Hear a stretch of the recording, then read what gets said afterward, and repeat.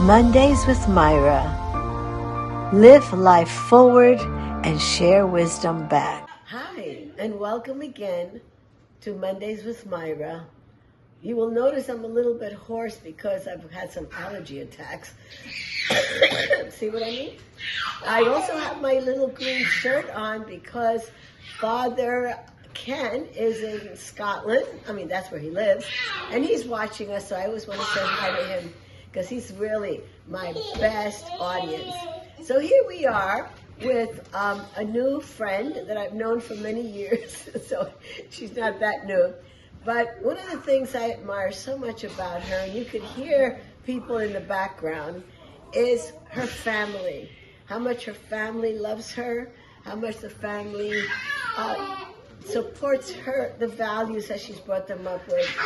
And every year this family decides whether they're all going to get together for for Christmas or for Thanksgiving.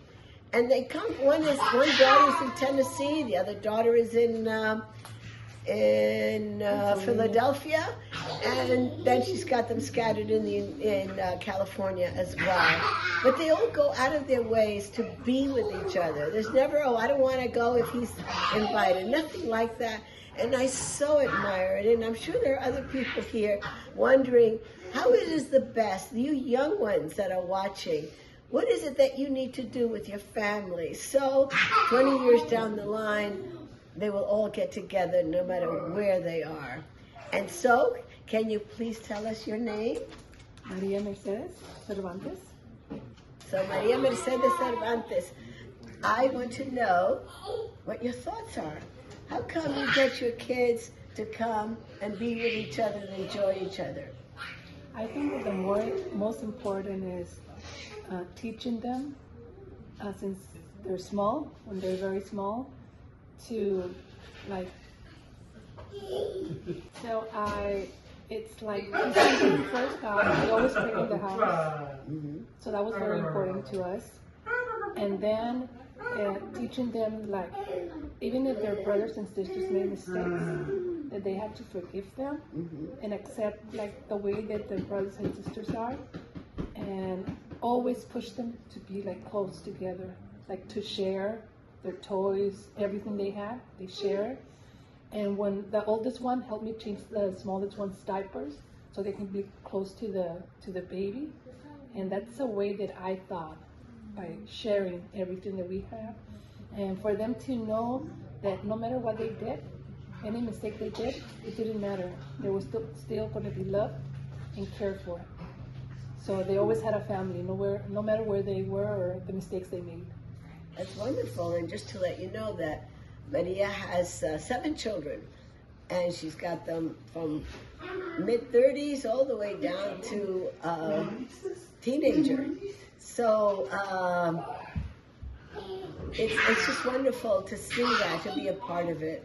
So is there anything else you would like to tell people about how you brought up these kids to love each other and want to be with each other? Well, when they had problems, I made them talk. Or, the problems. And also, I tried to teach them to more important, I think, that when their child is feel loved, it's like even if they have problems, they're going to solve it. But they have to feel loved, and no matter what they do, the family's going to love them, brothers and sisters, everyone.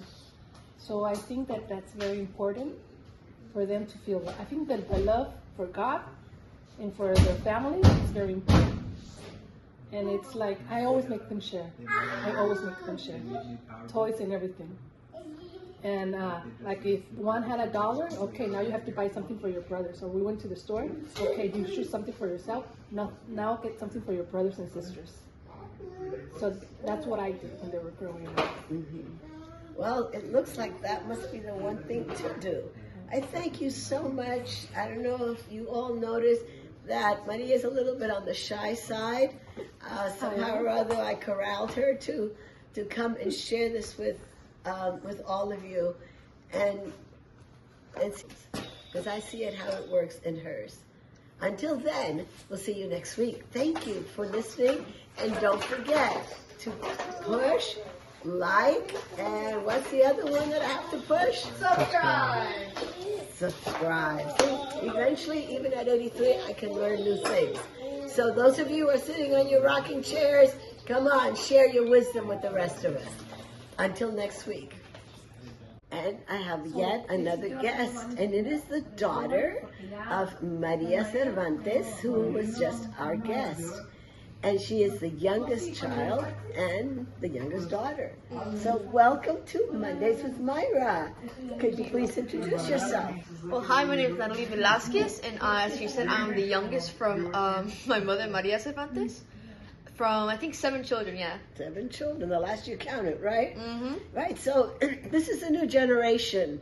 And I don't know about you all, but I'm very concerned about the new generation. Because our generation, remember the hippies? We promised them peace and love and everybody getting along.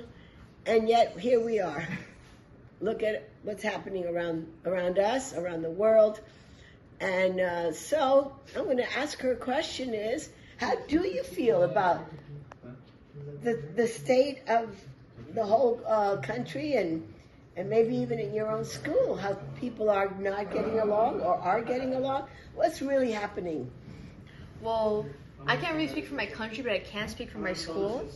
Where I'm from, I like to think that we're in a very close community because there's not much students. So we like to all talk to each other. We're all like to be friendly, but there will be, of course, some discussions or disagreements that can turn violent. But that's always going to happen. As long as we ourselves try to be peaceful and kind to others, soon enough we're going to surround that energy around ourselves, and we'll find good people. And you could try to help other people as well, but they can't be helped if they don't want it. So I just think that my school, I think that we're all supportive to each other. And and for the world, I'm not really sure about the country and its state right now. A lot of people are either disappointed, a lot of people are happy, but I think that as long as we all stay united and have one goal that we all want to agree on, that we should all work for it as hard as we can and try to be kind to each other and have compassion and empathy. So could you please, we forgot not only that you are young, but how old are you?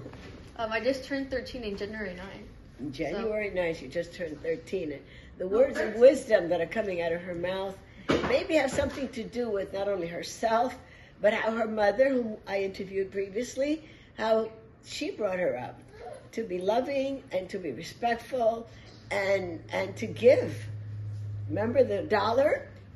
If one of her children had $1, they shared it. Mm-hmm. So any other words of wisdom that you would like to give to the elders that are watching us and also to the young people? Honestly, my words to advice is always treat others how you want to be treated. And you have to also be considerate, because you might not know what's happening in their household.